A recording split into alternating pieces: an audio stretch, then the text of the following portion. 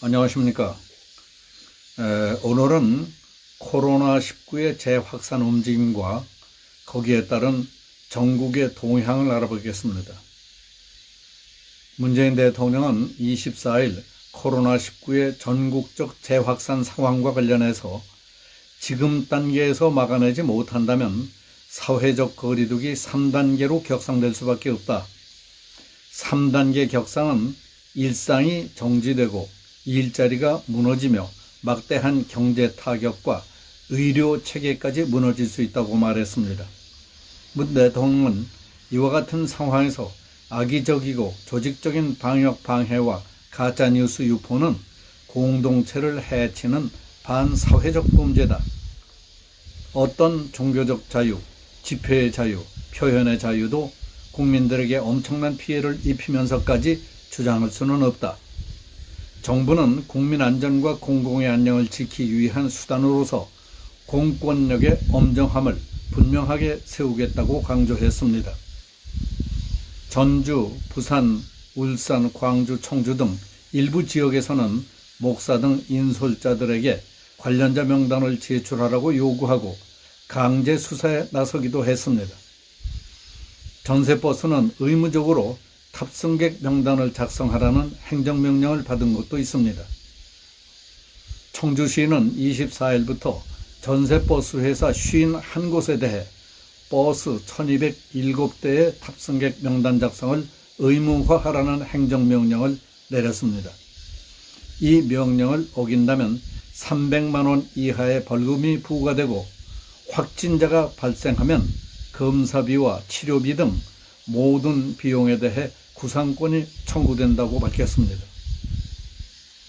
경기도는 지난 21일 각 시군에 광복절 집회 참가를 안내한 신문 광고 내용을 바탕으로 참가자 명단을 확보하도록 하는 내용의 공문을 보냈습니다. 또 도내 모든 버스 회사를 대상으로 전수조사를 거쳐서 광복절 집회에 사용된 전세버스 넉 대를 확보했다는 사실도 공개했습니다.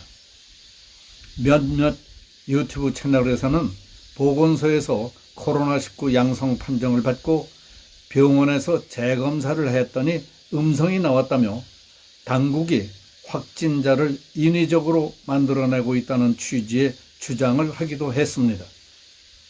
경찰에 따르면 우한 코로나 관련 허위사실 유포, 개인정보 유출과 관련해 지난 20일까지 127건에 연루된 202명을 검거했습니다. 102건은 내사 또는 수사 중이라고 합니다. 경찰 관계자는 국민 건강에 심각한 위험을 초래하는 허위사실 유포 행위에 대해서는 감염병 예방법 위반 여부까지 검토해서 엄벌하기로 했다고 밝혔습니다. 이상 위에서 전해드린 코로나19의 심각한 상황을 비롯해서 정부의 대책, 대통령의 강력한 방어 의지 표현 등은 다시 확산되고 있는 코로나 사태와 시국 상황을 이해하는 데 도움이 되는 내용이었습니다. 그러나 대통령과 정부 부처의 강력한 의지를 강조하는 과정에서 불쾌하게 느껴지리만큼 위압적, 협박적이라는 느낌을 갖게 만드는 점은 매우 아쉽습니다.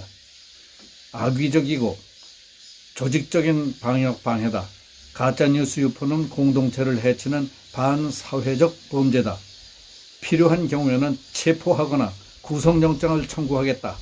행정명령을 어기면 벌금 300만 원, 구상권을 청구한다 하는 식의 살벌한 표현도 그렇습니다.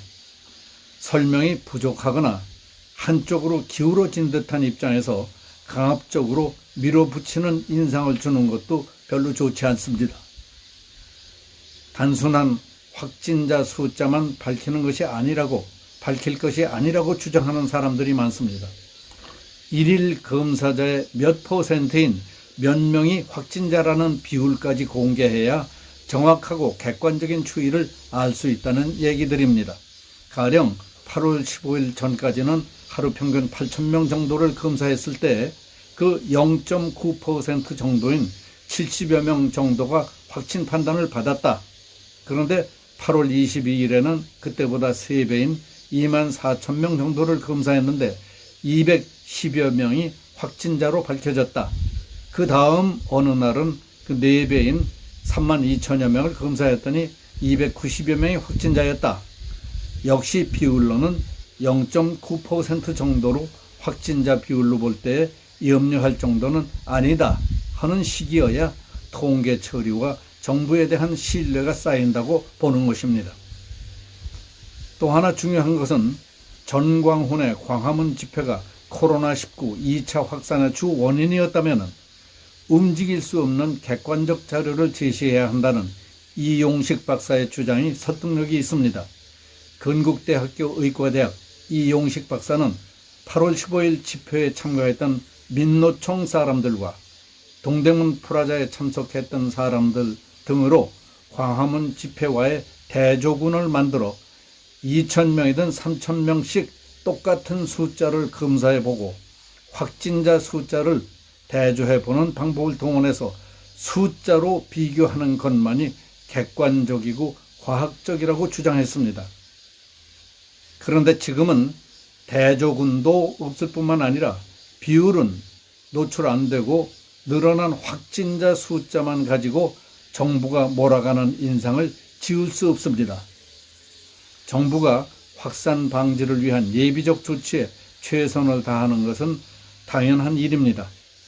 그러나 코로나에 국민적 이목을 집중시키며 난국을 타개해 나가려는 정부의 코로나 특공작전에 야당도 국민도 정신을 못 차리고 있는 사이에 부정선거 문제, 수도 이전 문제, 아파트값, 세금 인상, 각종 펀드 사고 등 살아있는 권력의 부정비리 등 절체절명의 정책 이슈들은 그냥 묻혀서 넘어가게 생겼습니다.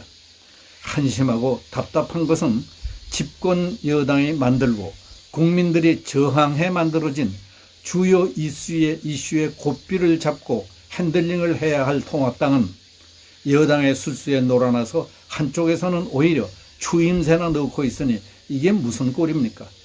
그러니까 깨어있는 사람들로부터 통합당은 정치적인 감각도 투쟁력도 없는 늙은 똥개 취급을 받을 수밖에 없습니다.